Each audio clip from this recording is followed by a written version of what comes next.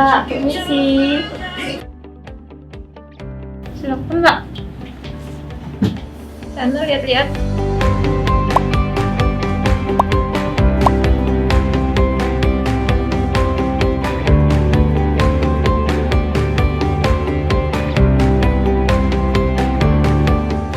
Kak, permisi. Ini bahannya apa ya? Yang mana Mbak? Yang ini. Tunggu dulu Mbak ya, saya masih mikir dulu ya. Yang itu.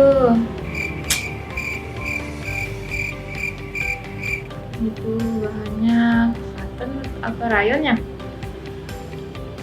Aduh Mbak, aku lupa. Berarti kalau ini juga sama bahannya kayak ini. Oh itu. Lupa Mbak. Mana ya? Biasanya Mbak taunya ini bahannya apa ya? Saya juga kurang tahu, makanya saya tanya. Kayaknya ada di dalam sini. Tunggu aku baca dulu produknya ya.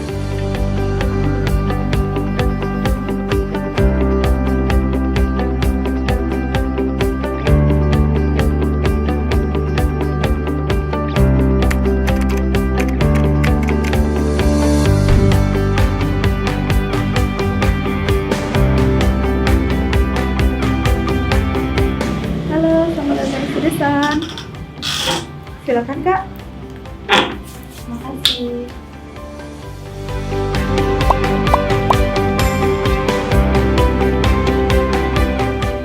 Kak, ini mau tanya dong, ini bahannya apa ya?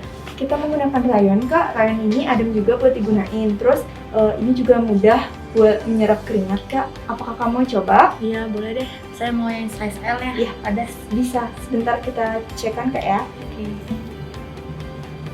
Permisi Kak, ini untuk size L-nya Kak. Mau dicoba dulu? Ya, boleh deh, saya coba dulu ya. Silakan Kak. Iya.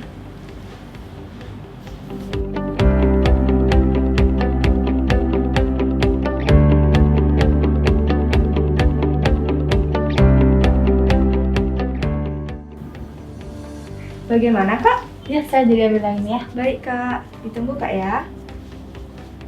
Kak, kami boleh minta data untuk database customer Kak. Jadi database customer ini gunanya nanti di setiap kakak ulang tahun kakak akan mendapatkan voucher dari toko kami. Jadi voucher itu bisa digunakan untuk pembelanjaan produk di toko kami Kak.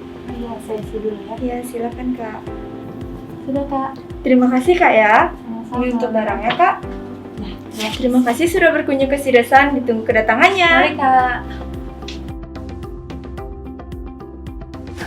Nah guys, setelah menonton tadi cuplikan di mana kita bisa mengetahui mana SPG yang buruk dan mana yang SPG yang baik, apakah kalian juga pernah mengalami apa yang saya alami seperti tadi? Saya juga sering sih menemukan SPG yang perilakunya seperti tadi yang buruk, tapi SPG yang perilakunya baik pun juga saya sering ketemu.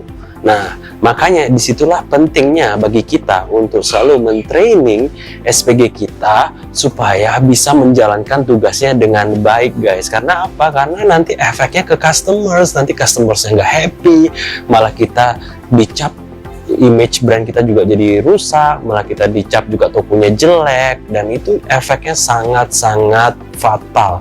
Begitupun juga kalau SPG Anda itu baik, maka juga efeknya akan bagus karena orang-orang akan cerita tentang bagaimana kualitas SPG Anda, bagaimana brand ini memang mentraining SPG-nya dengan baik.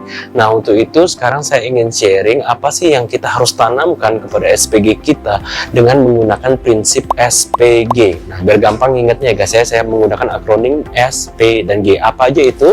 Seperti ini. Oke, prinsip yang pertama S dari kata SPG adalah Service, Solution, dan Sales.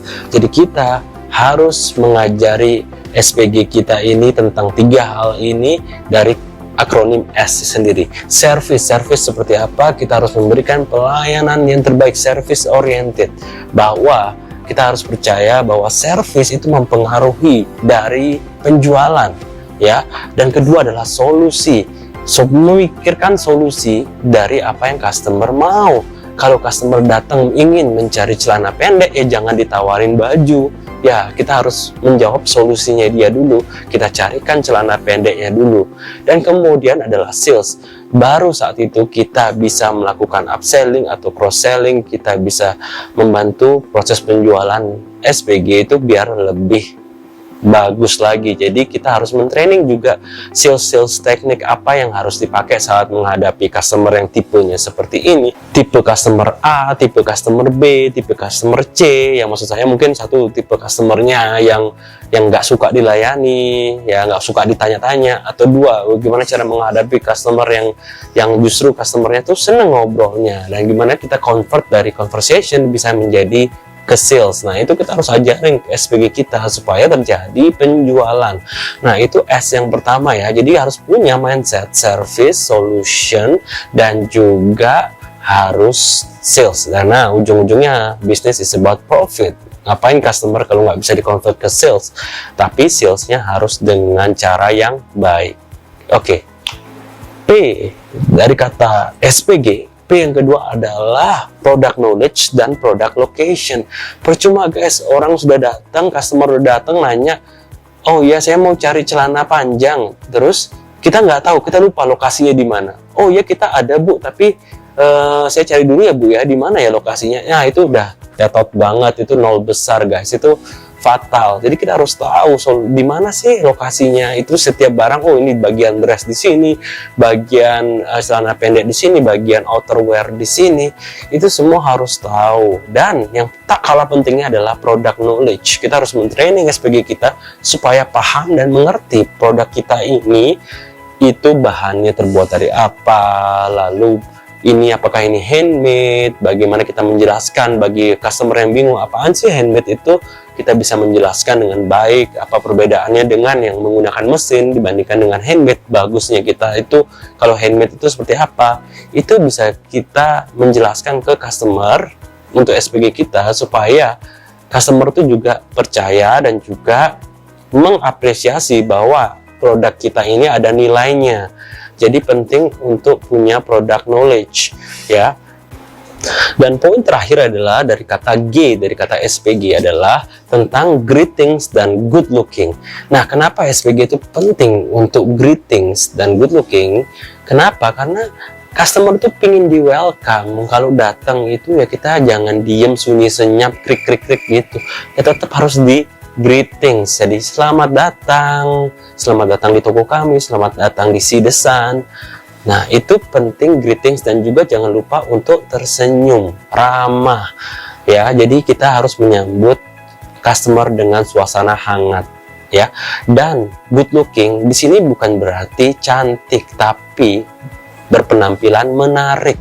Sangat penting SPG untuk berpenampilan menarik ya. Coba kalian masuk ke dalam toko terus SPG-nya compang-camping, bajunya lusuh, nggak make upan, rambut berantakan, kalian gimana sih, ilfeel nggak sih ngelihatnya? Ya ilfeel. Nah SPG yang cantik itu ya relatif ya guys ya, apalagi zaman sekarang bisa di touch up dengan make up. Jadi penting juga kita mengajari SPG kita supaya bisa menggunakan make up. Jadi setidaknya dia itu good looking.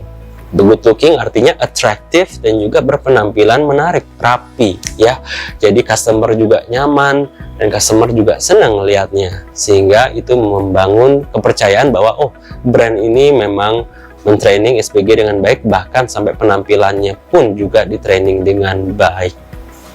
Oke, setelah kalian tahu semua prinsip-prinsip ini, maka kalian setiap ke toko sudah bisa mulai memperhatikan mana yang SPG yang baik, mana yang SPG yang kurang baik, dan kalian sudah lebih paham lagi. Dan kalau kalian memang pelaku pebisnis fashion, kalian juga haruslah untuk mulai training karyawan kalian, terutama yang di bagian SPG, dengan baik, sebab mereka tuh garda di depan guys, karena mereka itu kan sales, penjualan, jadi mereka yang dealing sama customer. Jadi memang harus kita perhatikan betul, dan mereka harus punya prinsip ini, prinsip SPG ini dengan sangat jelas, mereka harus pahami ya.